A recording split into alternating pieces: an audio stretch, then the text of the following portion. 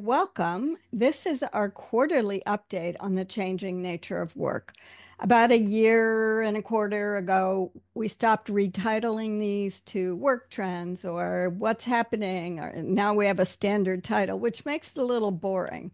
We have the same topics almost every time, updates, what's going on in this quarter. But the middle section is usually forward looking, and it definitely is forward looking. I think you'll be interested in some predictions I found.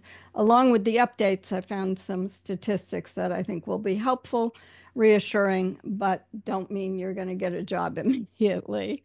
And then, as always, I leave you with what should I do? And if you can figure out what this picture is, you may already know what it's going to be. We'll get started with the updates in this quarter. There's two sections in this. First is return to office and layoffs, and then I'm going to talk about job seeking. As you may remember, those who've been with me several times in this, I get several newsletters. I save things every month, every week from them, and put them together every quarter. So I was pleased to see someone I follow, Hung Lee, who's a global talent acquisition specialist, in one of his newsletters, send out the state of the world tech industry hiring predictions. Started out, as we may remember, from 9 months ago. We did have some big layoffs, Amazon, Google, Twitch, the gaming platform, and other companies. And then, because I don't always read completely beyond the big summaries, I decided, oh, I better go look. I found this donut chart. And when I looked into what they surveyed, now they put a lot of work into this. They did a LinkedIn poll, they got 271 responses.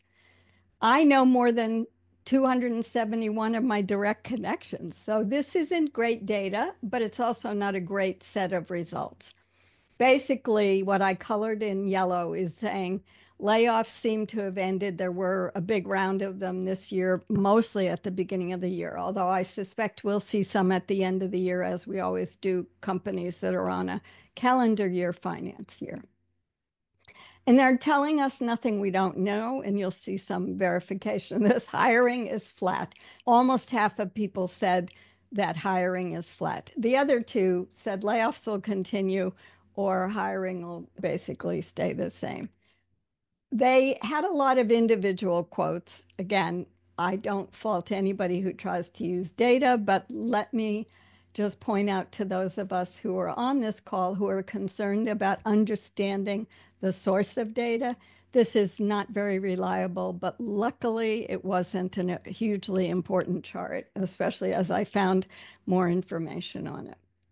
So, moral of the story, Sue's always got to at least read the methods section and figure out who they were sampling. A LinkedIn poll with 270 responses that cracked me up.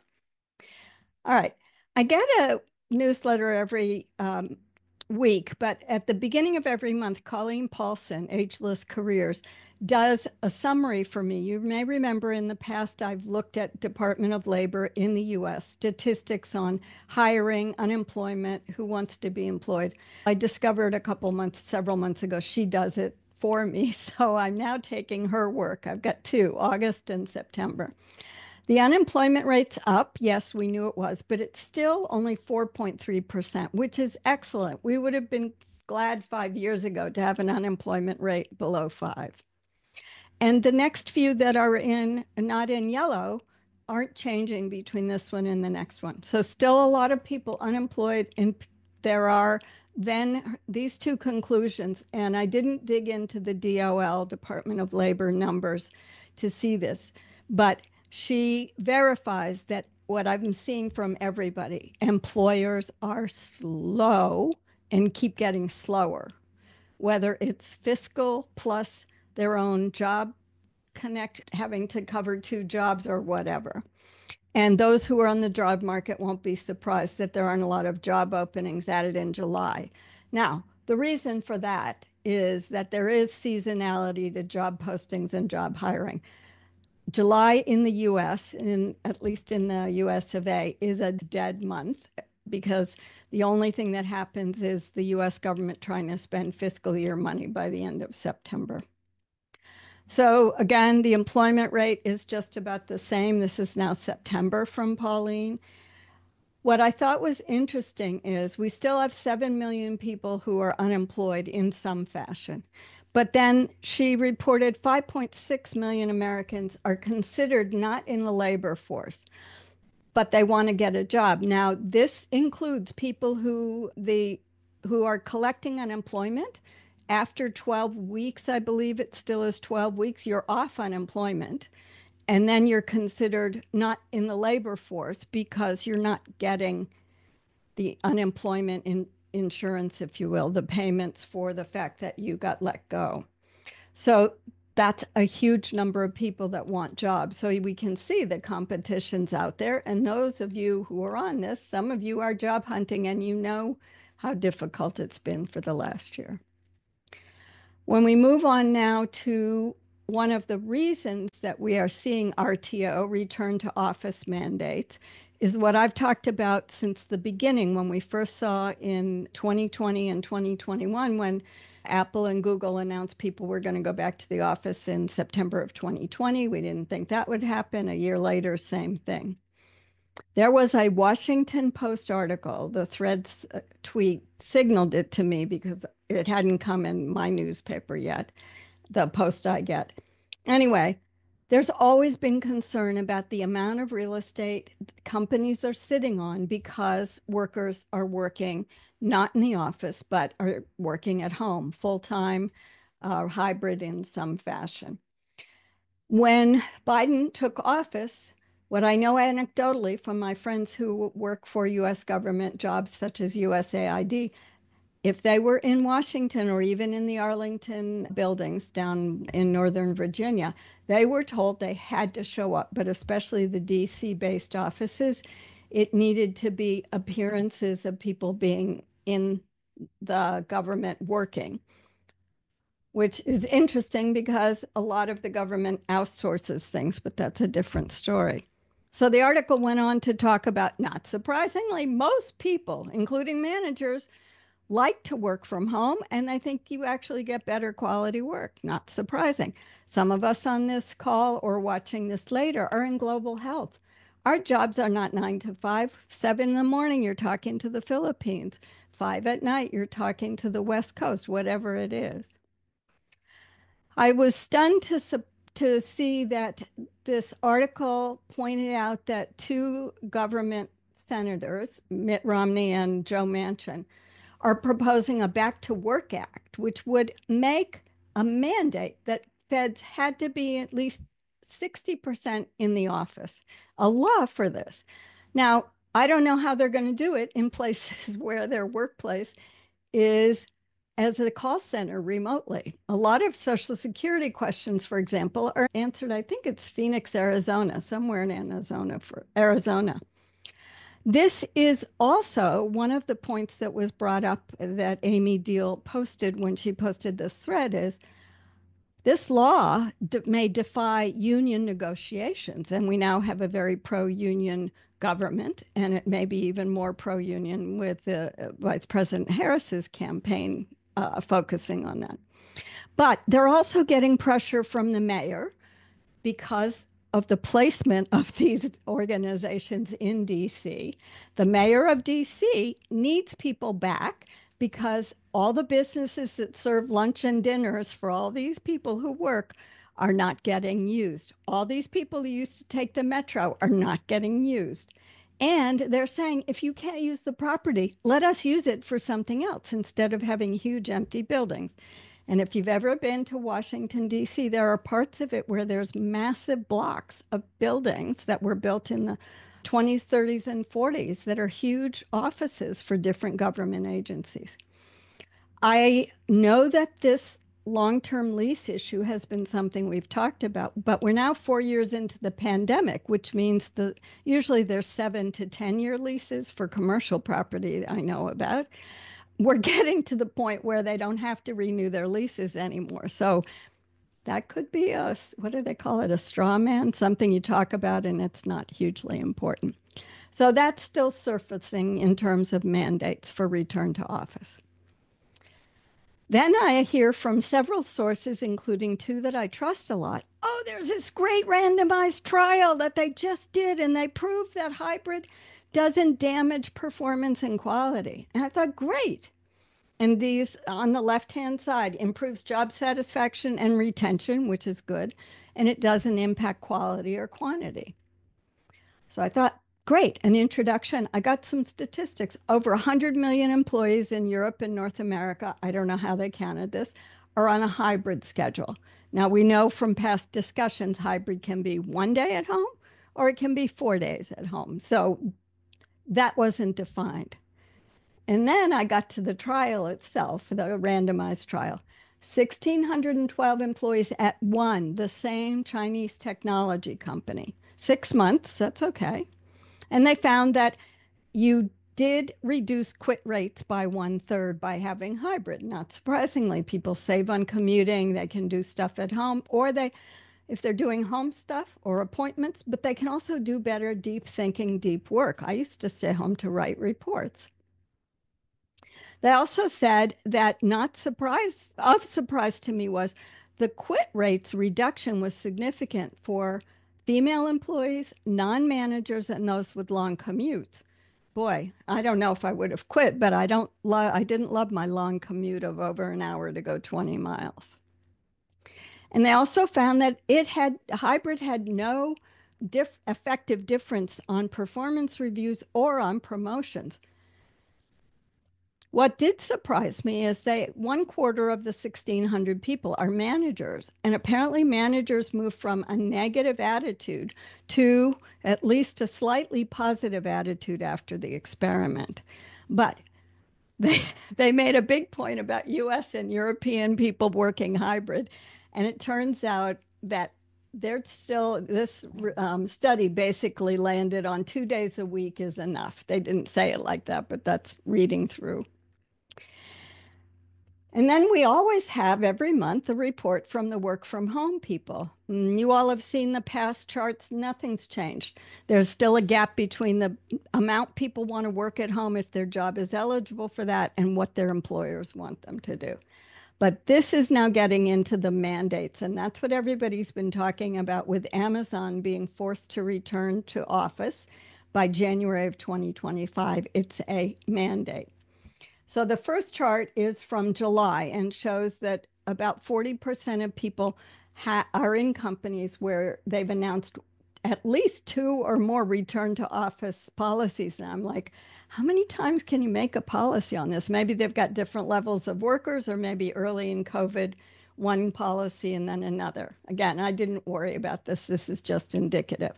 But almost half of them had none also, just so we can see the difference there.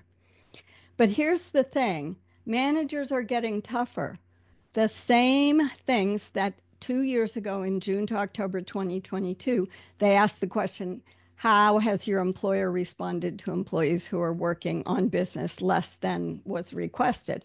Now the question is, what happens to employees who don't comply with a TO policy? Biggest changes went from nothing of 30% to now down to 17%. So everybody's got some kind of, not necessarily sanction, but there's something a manager's doing. And the biggest changes are more from 11 to 23% of those. And then threats to termination are still high. Verbal reprimands are high. So there's a lot of managerial ability to do things without, I don't know how they reduce pays or bonuses. It's hard to reduce bonuses if it's set as a policy. Pay, if it's people that are salaried, they may be reduced hours. I'm not really sure. And negative performance reviews really didn't change that much, so it's not the information there. So people are getting serious about this, but again, we've talked about the fact that many of these companies, big and medium sized, are led by people that are much older leaders who have their druthers about having people in the office for all the things we know about. All right, so Amazon's RTO has caused several articles this week, the announcement of return to office.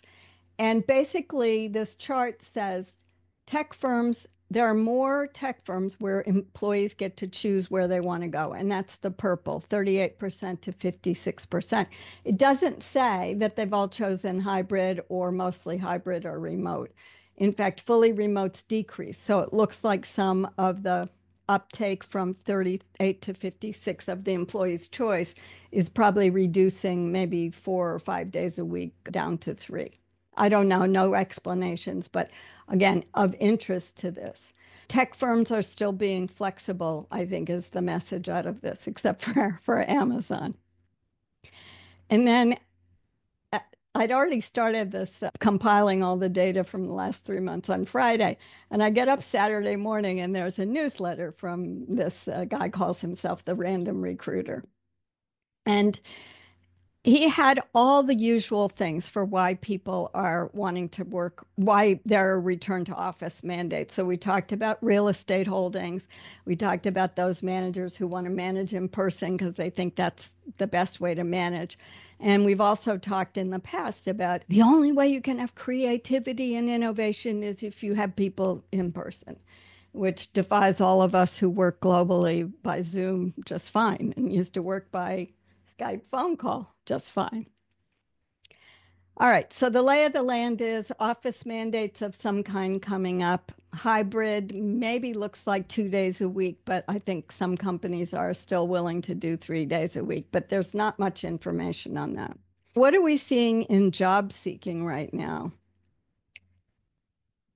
There's a every 4 month survey. This is a government survey that's run called the Survey of Computer Expectations.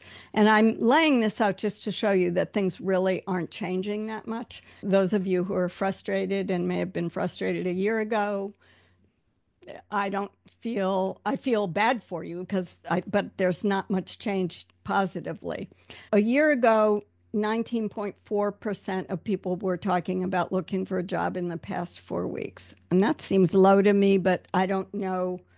I don't know what the survey of commuter consumer expectations surveys. I don't know what segment of the population. I didn't dig into that.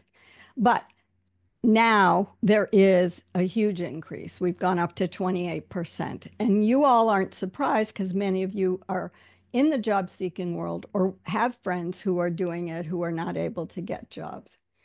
And again, not surprisingly, older people. This is older than 40, I think, 45. We're seeing a lot of ageism, even in the young 40s, from some of the folks I work with. No college degree and lower salaried people. That kind of surprised me, but I think it's more conflated with the type of jobs they're doing, not with the lower salary. And then this has not changed at all for a year. Not even 20% of people are receiving a job offer in the past 4 months. That's all people in the past 4 months. It's not just, or just getting an interview. And I know it's frustrating to some of you who are seeing this because you're in the middle of not getting interviews, not getting job offers. I looked at a couple more things and I found, I'm not sure, probably someone in one summary sent me. LinkedIn did a report called The State of the Labor Market. And they are acknowledging slower hiring and employment ticking up. We know that's been that way for over a year. But they developed something called the Job Seeker Intensity Index. And I probably need to write a post about this because this is what they said. We measured the average number of applications per applicant on LinkedIn. I'm going to stop and see if anybody who's here with me today wants to unmute and tell me where they think this is problematic, given what I know. And I know I've talked to at least two of you about the way you should apply. Anybody? I never click the apply on LinkedIn. I always go to the company website. And thank you, Peter. That's exactly what I recommend. And everybody I know recommends that for a variety of reasons. We're already seeing that LinkedIn's only measuring what LinkedIn gets data on, even though we know a lot more jobs every year are posted on LinkedIn. And then, as you can see on the far right, then they say, so they went, the first ranking column is by country. I'm not sure why Singapore was more intense than the US, UK, and UAE. Then they rank industries. Those weren't big surprises to me either. And then they rank year of birth. And definitely no surprise. Boomers are aging out, so that's a small population. But they take the median level for job seeking across countries, and then they calculate a global measure of job intensity. So we're beginning to see the holes in that because there's probably, and you'll see another report from LinkedIn where they talk about using the US population of members. So if they're taking the number of members in LinkedIn and saying we have this many in the US clicking apply through LinkedIn, then they're diluting that with other errors in other countries' populations. I looked at this and I just had to shake my head because they didn't have a whole lot of data there. It reminded me, for those in remembering our grad school days, where when you first get to analyze data, you'll do crosstabs on anything like, oh, maybe it's interesting if I do cut my fingernails last night by the number of times I went to class. I'm being ridiculous, but you get enamored of crosstabs when you can do it on a computer, or at least I used to be. We're beginning to see big data sources, and this reminds us, or reminded me, of ChatGPT, which is now going on its 2-year anniversary, where it first came out, oh, it's so great, until people discovered how wrong it was. LinkedIn has a huge platform. It's doing more and more of announcing press stuff. And so they're talking about job intensity as if they're really measuring something valuable. And they're not. They're missing a lot of source of data. Everybody who works with me knows, don't, as Peter, what Peter said, don't apply on LinkedIn, go to the website. All right, so what are we facing in the future? Was fascinated a couple weeks ago to see people starting to talk about Reid Hoffman. Now, he founded LinkedIn. They consider him, I think we all consider him visionary. He founded LinkedIn in 2003.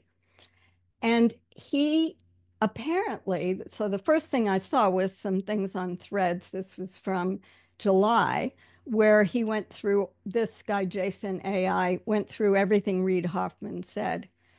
It took me several times on the weekend digging through different reports of this to discover that they've taken Reid Hoffman's statements from as long as 2014 forward and put together what he thinks is going to happen in 2034 with, I think, one short quote. There's no one video. People will talk about a viral video and it's a 3-minute TikTok or whatever. But it's worth reflecting on this because he's gotten other things totally right. I meant to look up what he actually does now because he sold LinkedIn to Microsoft in maybe 2016, and I think he stayed working for a couple years. Predictions for 2034. He's calling it the gig economy revolution. Did I miss a slide? No. Sorry, I thought I started with yes. I guess I didn't. But the most amazing thing is that they are predicting that over 50% of us workers will be freelancers. Freelancer has a big definitional problem, but in some fashion, it means not working for a company.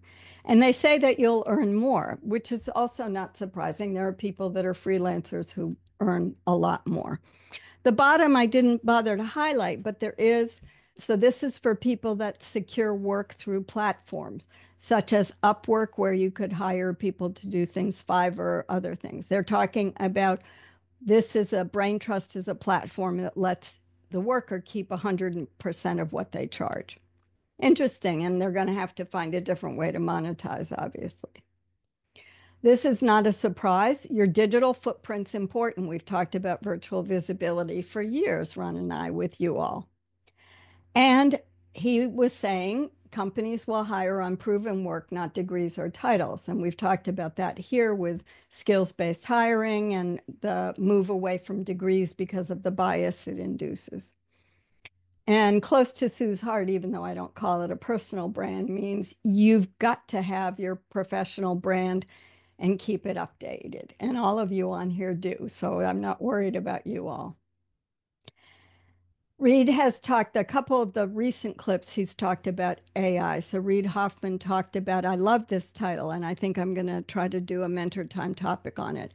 He talks about not competing with AI, but being an AI enhanced expert. We've talked in the past about using your AI skills. How do you prove that you've enhanced your expertise with that?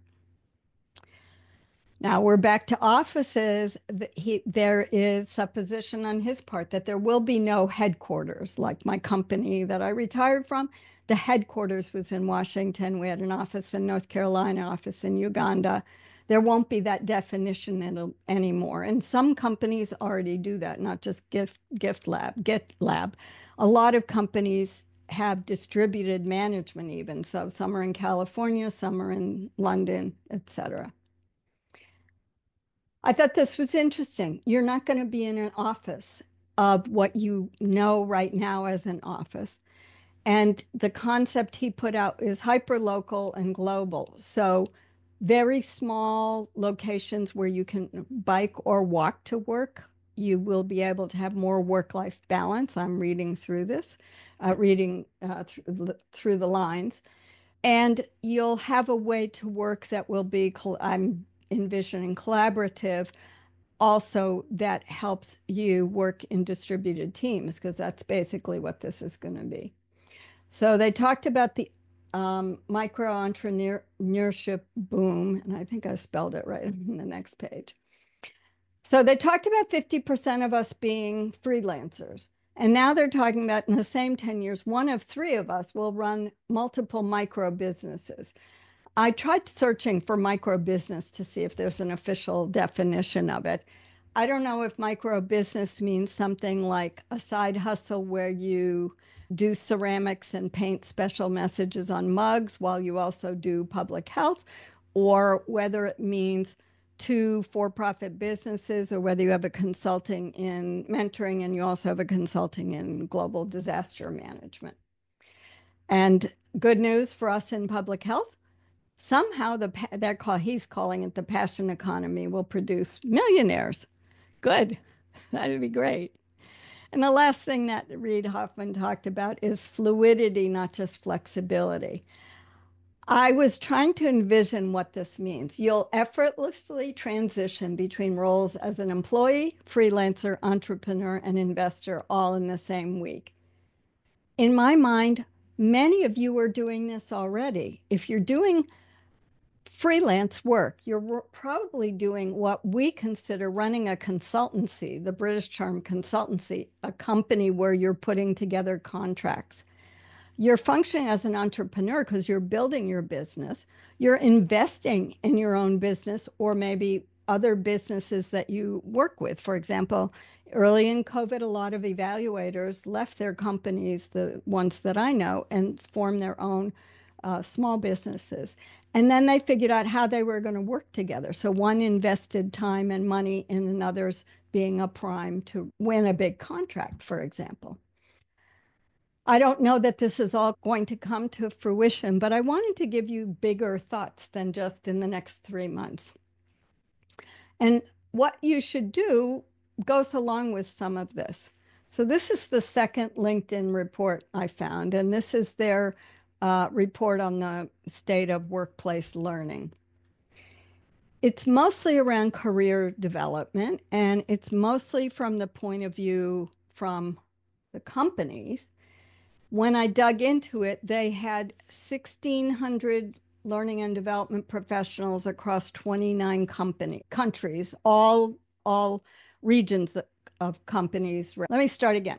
They surveyed 29 countries in all different regions of the world, and they had 1,600 learning and development professionals and about 1,600 learners who partly related through LinkedIn Learning if you signed up for LinkedIn Learning.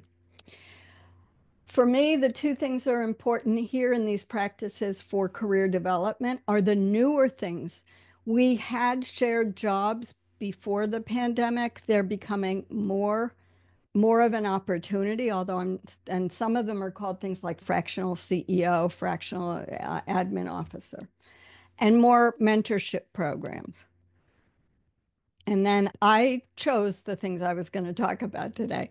So they're talking about using AI for coaching, and that almost half of companies are investing in this. And I'm trying to envision what an AI coach is like. I don't think it means an AI coach or mentor, hopefully. Hopefully, it means being able to put together a specific learning pathway for someone related to their characteristics that the coach would put an input into. But not a whole lot of detail in this report. Oh, did someone say AI? Here now, LinkedIn is talking about human skills. I love that they're calling it that, even though they say, or soft skills. I was hoping we'd get rid of that. And they're saying human skills matter. The one I put in the red box is one that you can be taught to do.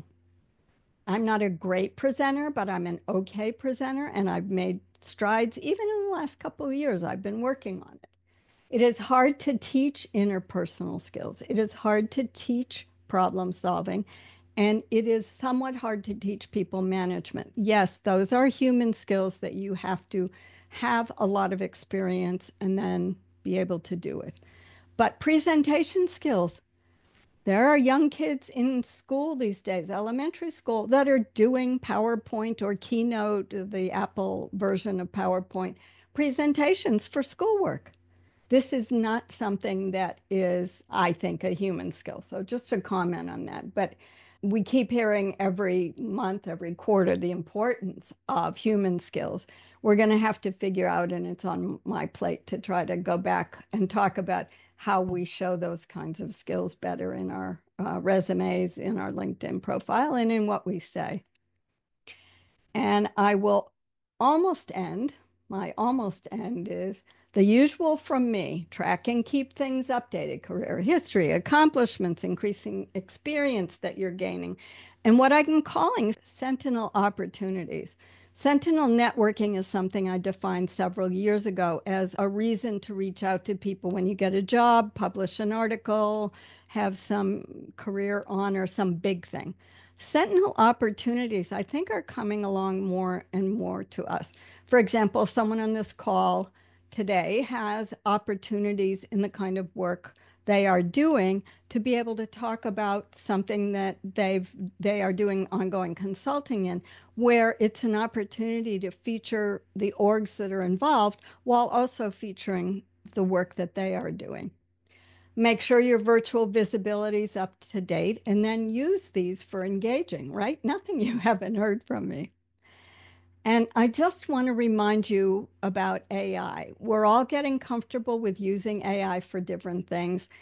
Figure out the things that we maybe aren't as good in. For example, a lot of us are not good at marketing ourselves. It's like writing about yourself. It's very hard to market and then to put a price on it to figure out what you should do. I forgot to indent the two after this. I need you to start taking more ownership of your own self promotion, not just for Sentinel opportunities to promote how great you are, but just talking and engaging about how you've been using your expertise in your particular way, in your particular topic. And also work on more defining and describing the continuous learning you have. Today, I was on a call with someone else who's I consider her a peer mentor for me and vice versa. And just those conversations for me stimulate more learning because I now have 3 questions I want to try to look at that come up all the time with job seekers. And my last and my takeaway is always evidence-based results. Please describe them and use them. They become paramount in you capturing attention. Not surprisingly, lots of references. I'll send those out and ask Ron for comments. Yeah, thank you, Sue. That was really interesting. It's funny how there's actually change happening because for a while there, we were saying things really haven't changed a whole lot. And there is change. And I think there's some sort of a sense that it's not necessarily for the better. It's interesting because the Canadian federal government has just had a back to work policy shift where it's now 3 days a week is compulsory as of this month. Yeah. Wow. And there's pushback, of course. And what I found interesting is listening to the radio program. So I'm making my lunch listening to radio, and they're talking about the real advantages of back to the office. And it's all the stuff that we've talked about here, which is not evidence-based, but rather emotions or people who just don't know what they're talking about saying stuff as though it's actually true. And so it's quite interesting just experiencing it and sitting back and saying, shaking my head and saying, yeah, where's the evidence? Give me some data. You just make all these stupid statements. But anyway, the point is, it is and is now administrative. And of course, they get lawyers involved. And the lawyers say employers can set workplace policy. And unless you've got some kind of union agreement, you're stuck with employer desires. So that's it. And I think what's going to happen is that we're going to settle on a hybrid model for the long term. I think some form of hybrid model where hybrid is a reasonable option. And I think that's just the way it's going to be. And some managers are eventually going to figure this out, and they're going to say, wait a minute. The other side is that the managers probably don't have a vested interest in the real estate costs associated with the work. And so the employer, the big employer, I'm going to use the government of Canada right now, is they had a lot of buildings and they've sold them off. And so they've got long-term leases and all the rest of that stuff. And one of the challenges that came up in the counter arguments was there's no place to work. There's no space, or I'm going to have to shuffle from one cubicle to another. I don't have a space that I can call my own.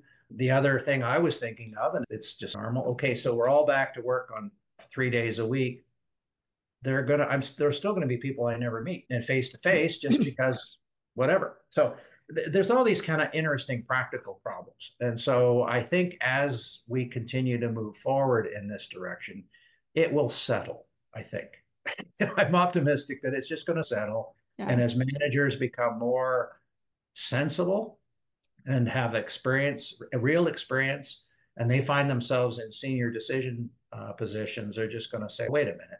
And you could see a seismic shift. I don't know. It's hard to say. But clearly one of the challenges is mayors of cities saying the local restaurants are suffering. Yeah. And these are the kinds of things. And that the counterpoint to that is, hell, commuters don't have a place to park anyway. Right. And you put all that together and you sit back. So anyway, for me, it's a fascinating thing to be observing on. I get the privilege of sitting back saying, I'm not in the workforce, so this isn't about me really. And yet I'm an observer.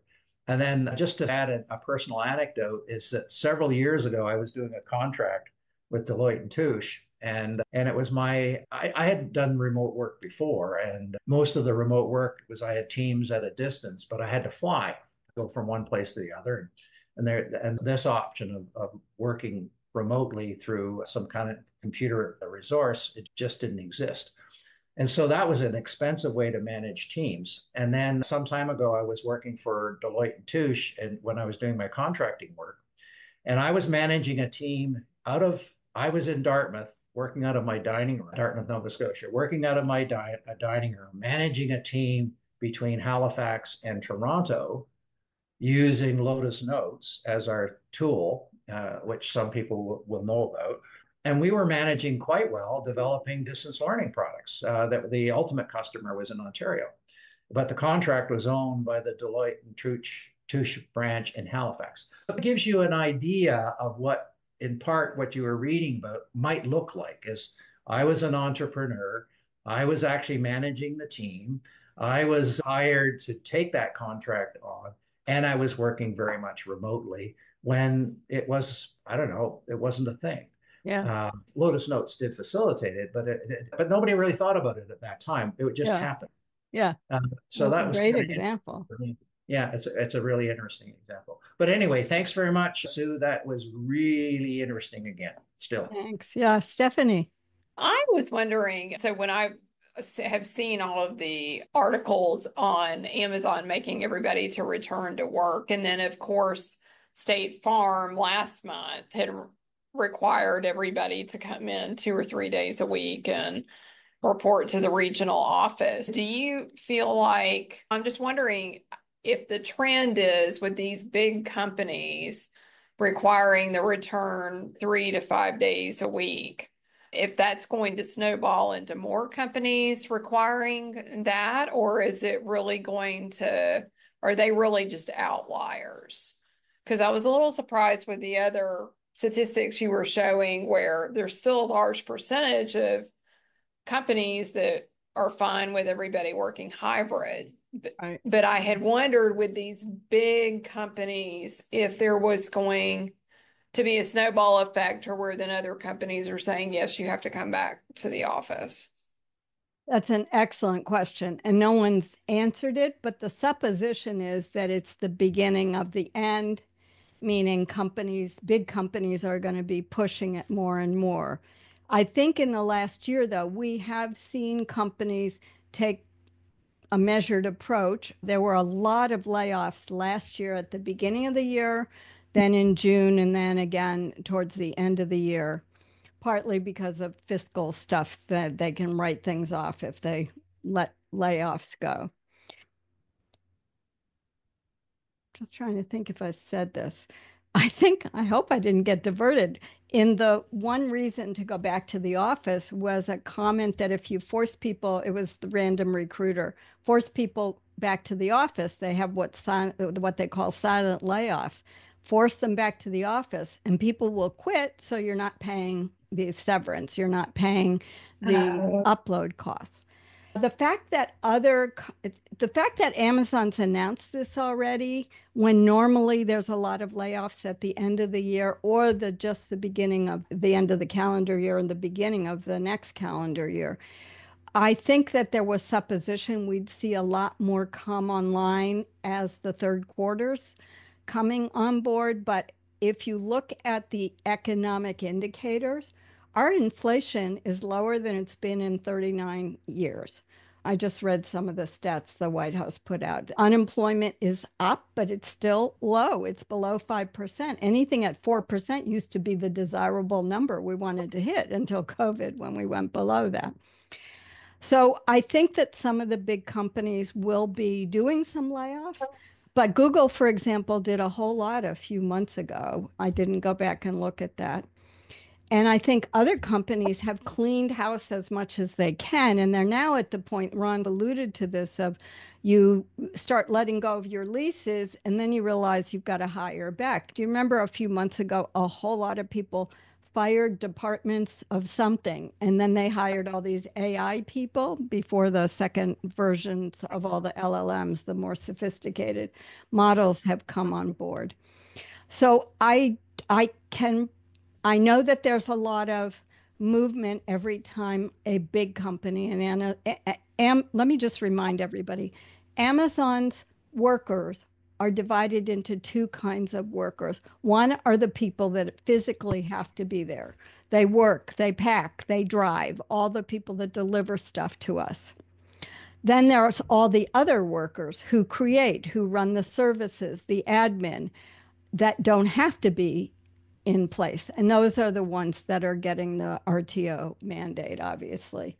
So I don't think it's clear, but the fact that no one else has announced them, because we're at the end of today's the end of the quarter, the fact that we're at the end of the quarter, there weren't people taking write-offs for those that may be on the government fiscal year, which ends today, but we may see them later.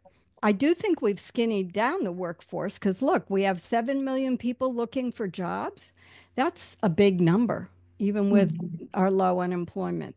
Ultimately, I can't tell you that, but I thought that there usually after the summer break, like in September, we start to hear movement and, oh, I'm worried about my job and stuff. I think that many companies have cut levels of people that they thought were expensive, like me. I used to be really expensive because I was so senior. So I don't know what we're seeing, but I know that the economic pressures are not quite there. And I think companies, big companies at least, are waiting to see how the economy is shaking out. Look, we hit another stock high a couple days ago. Not that it's going to stay up there all the time. You did too in Canada? Yeah. Oh, go ahead. You had something to say, Ron. Yeah, I was just going to say, yeah, we're dealing with the leading indicators, which is the stock market. But like both Canada, the United States, in fact, I think pretty well every major economy is now dropping interest rates. And of course, it takes about 9 months for that to work its way through the system. And that will result in certain types of business growth. So I think in some ways, we're still looking at the soft landing. And I think recession looks like it's not going to happen. It looks like we're going to get past it. And if this is as bad as it's going to get, we should be really happy. Yeah. Because I think what's going to happen is you're going to see things move on. And then once again, the employee is going to have a little more power. And I think that will be it. And we talked about this, how many years ago now, when the employee had the power, the employer has the power now. But that I think will change again, and just because of the way the economy is going. There's no way around it, I don't think. Great. Thank you. Any other comments before we close? Today's always a long session, I know, when we talk about it. Did you see so is the hybrid rate of people working, is it still around 27%? I don't know if you looked at that or if that number had changed. That number hasn't changed at all. It is, yes, of those Okay. eligible to work at home. And the rate of companies is usually 2 to 3 days when people want 3 to 4 days. There's still that half-day gap. But that hasn't changed now it must be a year and a half. I think the hardest thing is going to be when they actually define, like the government of Canada is defining not by hybrid, they're saying you must be in the office 3 days a week. So they're saying like hybrid, you can call it whatever you want, but it's only 2 days.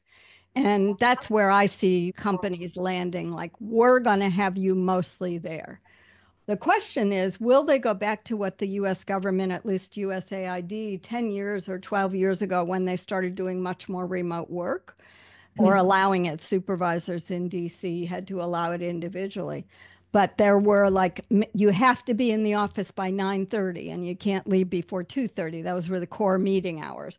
Or you can't be gone on the after a holiday or the Monday before, whatever. There were all these policy things about how to put it into effect programmatically about core days and when people will be there. Because as people have said today, even, you go in an office, you never know if anybody that you work with is going to be there that day, unless you're mandated. Like our division will always be on Tuesday morning, Wednesday afternoon, and all day Thursday or whatever. You're right. That will be very interesting because to see how those policies, how they come back. And to Ron's point earlier, that is the complaint now on the US side, is that now I don't have a space to come to. Yeah. Before it was not wanting to come back. And then now that they are having to come back, is I don't have. So people are never happy, I guess, is that the summary.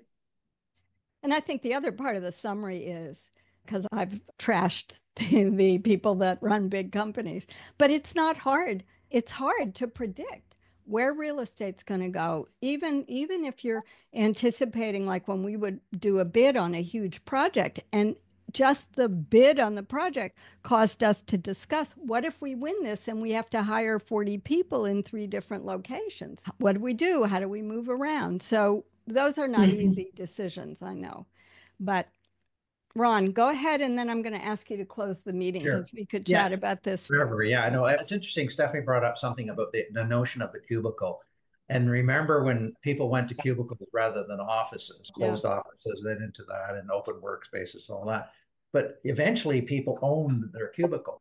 And so I think the point that Stephanie, you're alluding to is that that's not I worked in that cubicle for 3 days last week, and this week it's 1 day here, 1 day there. So this kind of ownership of the real estate and being able to put your family pictures up or whatever.